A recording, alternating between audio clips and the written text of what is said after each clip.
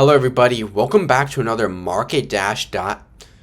Hello everybody, welcome back to a Market Dash video, and today in this video I'm gonna be getting into PayPal stock. And I'm gonna be seeing, is PayPal stock ever going to rebound in the future?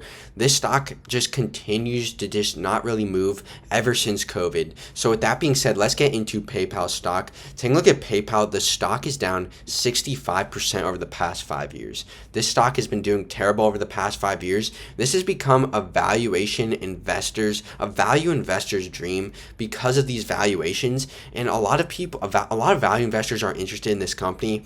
However, I'm not sure about this company, but let's get into PayPal here. As we can see, the stock's just not doing great. But the main reason why this stock is down is the COVID-19 pandemic surge. The stock reached an all-time high valuation, and it needed a valuation reset. And when people realized that this company wasn't going to be growing at a fast rate like when it was growing during COVID, this is what happened to the company. It just fell. It fell all in 2022 when the market crashed too, but it just hasn't rebounded quite like the market. The market's at all-time highs, but PayPal isn't doing much. So with that being said, PayPal, the main reason I think is increased competition and market share concerns. I think this is the main reason why the stock isn't doing well.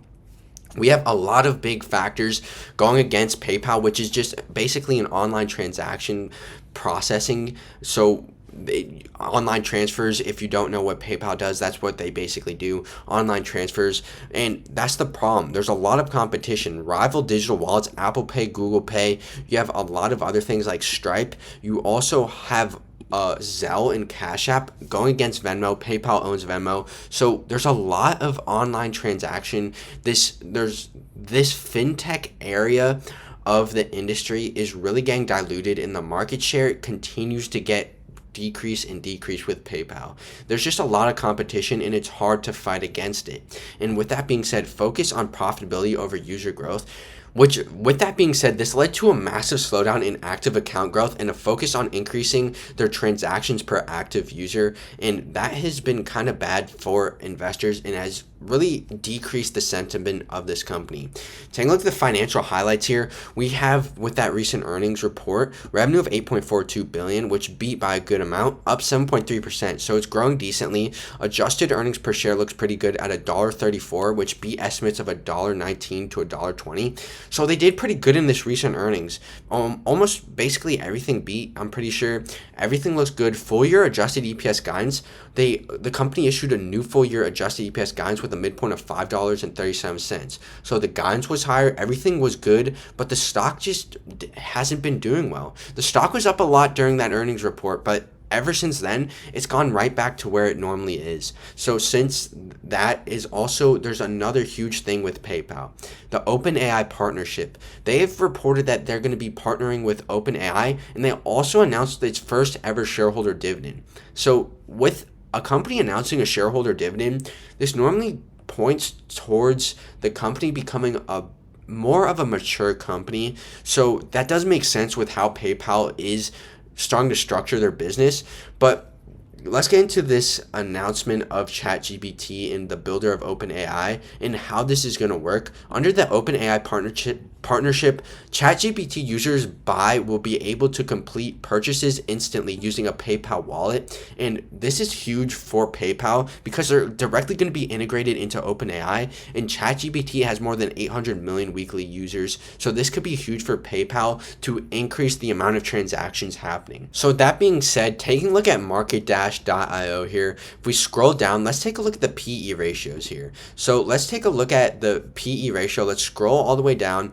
Go down to the PE ratios here.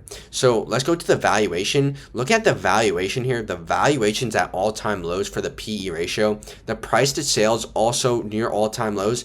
Almost every single valuation metric is near all-time lows, but it makes sense because the company is decelerating in growth. So you got to keep that in mind. Looking at the revenue here, the revenue looks pretty decent growth. Free cash flow is a bit out of order, so it's not great. So the free cash flow is a bit variable in that free cash flow. So you got to be a little bit worried there, but it's not nothing to be that concerned of.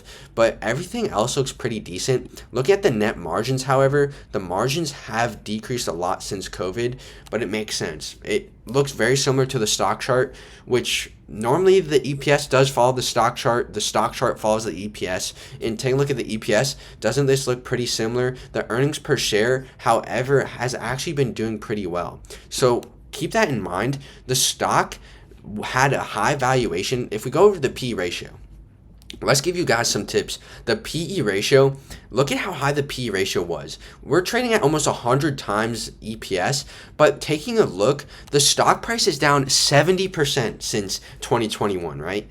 But the EPS, all-time highs. The EPS is at all-time highs, even though the stock is down 70%.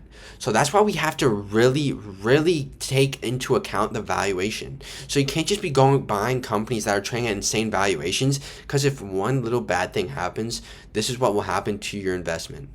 Even if the EPS is higher than it is back then. This is another prime example, like Cisco, like Intel. They're below the back in 2001. They have still not reached that, and their earnings per share has almost 10x since then. This is why you have to pay attention to valuation, and that's why if we go over here to the valuation, we have an intrinsic value calculation of $92 for PayPal, so it looks pretty decent in terms of that, and everything looks pretty good in terms of this. We have a price target of about $78 in the next year. So that would be a pretty good return. That would be about a 20% return from today. So if that is true, this would be very good for PayPal. Then finally, let's take a look at the SWOT analysis here. The company is very undervalued. The strengths, we have a lot of multi-channel growth drivers, unmatched global reach, operates in 200 plus markets. So this company is very international. That's the one thing I do like.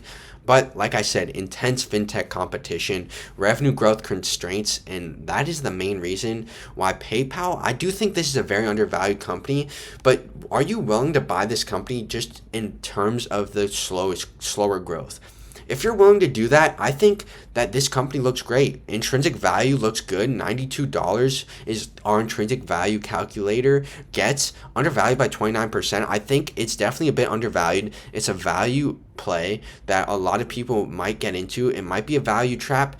Me personally, I'm not personally buying. But because I normally like to invest in higher growth companies, and as we can see, PayPal just isn't growing that fast. So that's the only thing I don't like about this company. So with that being said, thank you guys for watching this video. If you also want to go to market-io, sign up for their email. You can get weekly updates with the email. Just scroll all the way up here and you can join their newsletter. And thank you guys for watching this video, and please subscribe to Market Dash, and see you.